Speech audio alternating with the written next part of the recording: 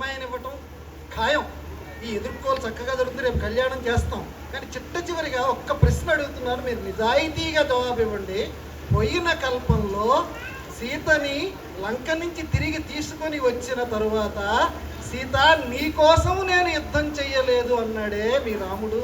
ఇది ఏమన్నా బాగుందా? నిజాయితీగా జవాబు చెప్పండి. ఆయనే చెప్పారు కదండి అంత ధర్మం కోసం చేశారని. ఆయనే చెప్పారు, మీ పక్షంలోనే ఉంది సమాధానం. ఏది ఏమైనా చివరికి కావలసిన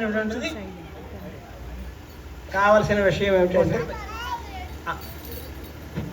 మంగళం, ఇప్పుడు ఎలాగైతే మా మాటలు విని రాముని తరపున మా మాటలు విని సీతమ్మ వారి తరపున మీరు దాన్ని సమ్మతించారు, దాన్ని మీరు మాటలు చెప్తే తప్పకుండానండి. ఎందుకంటే రాముడు ధర్మపక్షం అన్నారు కాబట్టి అన్ని నిశ్చయమైనవి. మీరంతా అయోధ్య నుంచి వచ్చి ఉన్నారు. ఇక్కడ మిథిలా నగరం అంతా సర్వాంగ సుందరంగా సంసిద్ధమై ఉన్నది. వెళ్ళి పీటల మీద కూర్చోవడమే తరువాయి, మిగతా అన్ని ఏర్పాట్లు అయినాయి. ఈ ఎదుర్కోళ్ళు ఇంత గొప్పగా జరుగుతున్నాయి కనుక స్వాగతించాల్సిన బాధ్యత మాది కనుక తప్పక స్వాగతిస్తాం. స్వాగతమయ్య మీకు, స్వాగతమయ్య మీకు, గుణ సన్నుత రామునికిత్తుమయ్య మా శ్రీ గుణగణ్య సీత.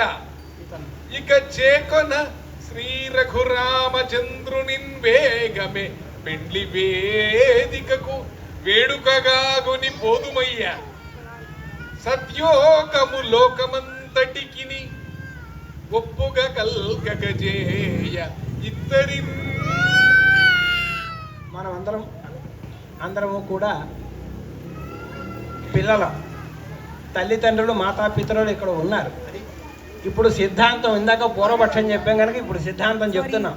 సిద్ధాంతం ఏమిటి అంటే తల్లిదండ్రుల ఎందుక గుణగణములను కీర్తించి మనమందరం ఆనందపడడం అనేటువంటిది మనకందరికీ పరమ భావ్యమైన మంగళకరమైన విషయం.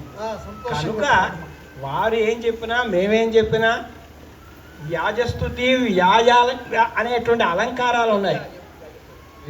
అంచేతం వ్యాజస్తుతి వ్యాజ నిందాలంకారాలకి రెండింటికి కూడా రసమునందే తాత్పర్యం. సిద్ధాంతం రసము అంటే ఆనందం. ఆ ఆనంద స్వరూపుడైనటువంటి ఆ పరమాత్మ ఇక్కడ మనం ఆయన్ని మళ్ళీ దంపతి రూపంగా చూపిస్తున్నాం కనుక ఆ సీతారాముల యొక్క పిల్లలం కనుక డింభస్య దుర్విలసిత అని ముదే గురునామని ఉంది కనుక భవభూతి చెప్పినట్టుగా